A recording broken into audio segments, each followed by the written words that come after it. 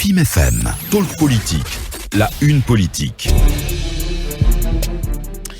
La une politique, le CNRD ne compte pas se plier aux injonctions de l'ONU. Mamadou Boye Diallo, vous avez suivi ce communiqué du CNRD hier soir où il a essayé les nouvelles autorités ont essayé de nous faire comprendre qu'aucune marche ne sera pour l'instant autorisée.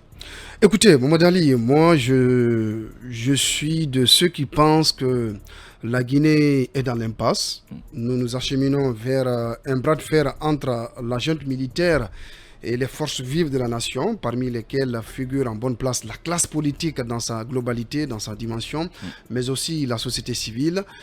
Au lendemain du 5 septembre, ou voire même le soir du 5 septembre, parce que moi j'attendais de voir les images qui illustrent véritablement le coup d'état militaire, lorsqu'on a vu le colonel Doumbouya à la RTG, c'est un prémisse, c'est un signe, et lorsqu'on a vu les images d'Alpha Condé aux mains des putschistes, on a compris que ce coup d'état était véritablement un coup d'état, que c'était pas une chaîne de montage, ouais. Effectivement.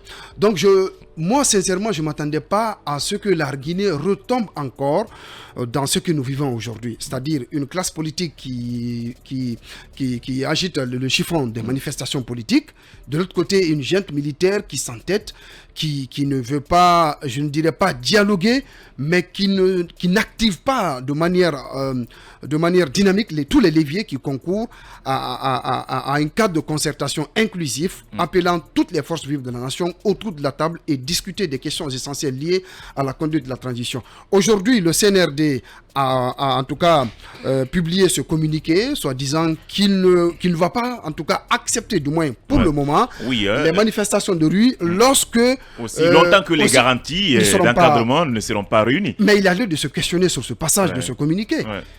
Qui encadre les manifestations en Guinée? C'est l'État, c'est le gouvernement, selon en tout cas la Constitution. Et cette même Constitution, eh bien, autorise... on peut également associer, parce que c'est une période transitoire, on peut aussi associer les organisateurs. Évidemment. Pour en tout cas travailler ensemble, vous rappelez, afin de pouvoir encadrer au cas où il y a manifestation. Évidemment, je suis d'accord, et d'avis avec vous. Et illustration avec ceci, vous vous rappelez sur Alpha Condé, lorsque les manifestations étaient autorisées à la fois par le gouvernement et que cela soit encadré à la fois par les manifestants et par les organisateurs plutôt, et les forces et les services les forces de sécurité, cela a bien marché. Il faut pas qu'on se leurre. On peut bien organiser des manifestations en Guinée et que cela réussisse, mais tout dépend des organisateurs et du gouvernement en face. Donc j'estime aujourd'hui qu'il ne faut pas que le CNRD prête des oreilles non attentives aux revendications de la classe politique, de la société civile, puisque à lui seul, il ne peut pas conduire la transition. La transition est imminemment politique, elle est ultra politique. Il faut associer toutes les forces vives, tous les acteurs à la matière. Et de l'autre côté, il faut quand même dire au CNRD de ne pas se mettre dans cette posture de défier chaque fois les forces internes, mais aussi la communauté internationale.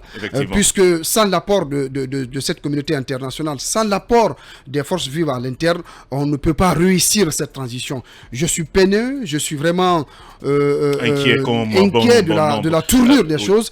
J'estime que les positions ne vont pas se radicaliser au point de ne pas donner force à la concertation, force au dialogue pour que nous puissions sortir de cette transition de manière très la tête haute et que cela puisse pleinement profiter à l'histoire politique de ce pays qui est quand même embourbé, qui est empêtré dans des histoires sombres. Il faut quand même le signaler. Bien, Alpha, je le disais tantôt, ça ressemble à une réponse du berger à la bergère et on a compris que ce n'est d'ailleurs pas la première fois. À chaque fois, la communauté internationale se prononce sur le cas de la Guinée. Nous voyons généralement les autorités répondre d'une manière, pour bon nombre... Du tac au tac. Du tac au tac.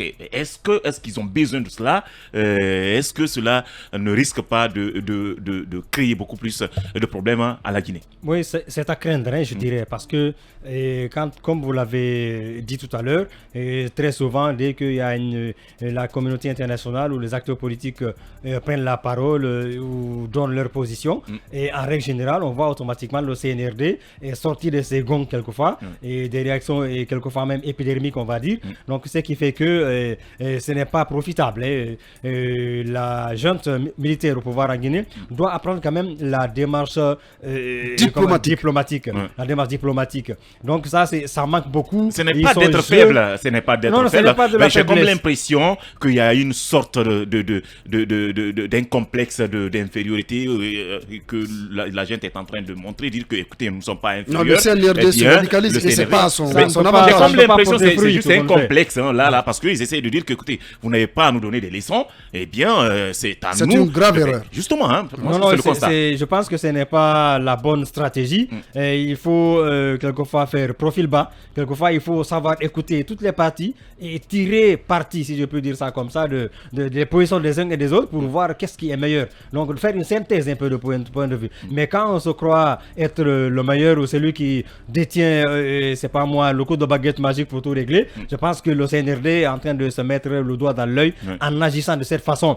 Et cette transition, comme l'a dit Boy, elle est éminemment politique. On ne peut pas se passer des positions des partis politiques. Si les acteurs politiques pour lesquels on met la transition ne sont pas d'accord avec la conduite de la transition, il y a de quoi s'interroger. Il faut revenir à des meilleurs sentiments. Il faut qu'il y ait un dialogue. Il n'y a pas de dialogue véritable. Ça ne fait rien d'accepter. Il faut qu'il y ait le dialogue. Et quand il y a des menaces contre les droits de l'homme, contre les manifestations qui sont autorisées, qu'on ne peut même pas interdire indéfiniment, parce que quand on parle de rappel le nombre de morts qu'il y a eu sur Alpha Condé, pour dire que voilà, on ne va plus manifester, je pense que tout ça, c'est des faux arguments. C'est vraiment des faux arguments qui ne peuvent pas tenir la route. Et par conséquent, la loi reconnaît aux Guinéens de manifester s'ils ne sont pas d'accord. Et par voie de conséquence, on doit accepter ça. Les conditions doivent être réunies. Bien. Tous les acteurs. Justement, comment comprenez-vous leur passage pour dire qu'aucune manifestation ne sera autorisée aussi longtemps que les garanties d'encadrement ne seront pas réunies? Comment comprenez-vous ça? C'est nouveau. Par rapport à leur premier discours, carrément, ils avaient dit que non, ça ne marchera pas. Personne ne va en marcher. Mais là, ils parlent de garantie, justement. Est-ce que c'est pas une sorte c'est pas un recul? Non, il y a un recul, il y a même une ouverture. Oui, mais avec la manière. Au lieu de faire une telle déclaration, moi, à mon avis, ils pouvaient appeler aujourd'hui ceux qui brandissent les menaces de manifester. Ok. On va encadrer, on aimerait que vous veniez. On le fait ensemble. On le fait ensemble. Au lieu de dire c'est ça le pragmatisme. Mais au lieu de dire que voilà, malheureusement, il n'y a pas de réalisme politique avec la jeune. C'est des militaires et ils ne tiennent pas compte de leurs conseils. Peut-être même que les conseillers qui sont là ne sont pas suffisamment mûrs pour leur montrer le bon chemin.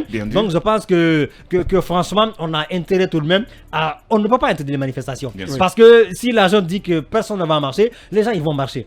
Comment ça va se passer? C'est là la question. Maintenant, pour éviter de retomber dans les travers du passé, pour éviter de retomber dans ce que la junte a dénoncé sur Alpha Condé et peut-être même sur Denis. Souvenez-vous, quand Denis a dit non, le 28, il ne va pas y avoir manif, on appelle Sidia Touré à 0h pour dire annuler la manifestation le lendemain, et ça ne peut pas prospérer. Donc, de commun accord, on doit réfléchir sur les vas et moyens, organiser des manifestations, si manifestations il y a.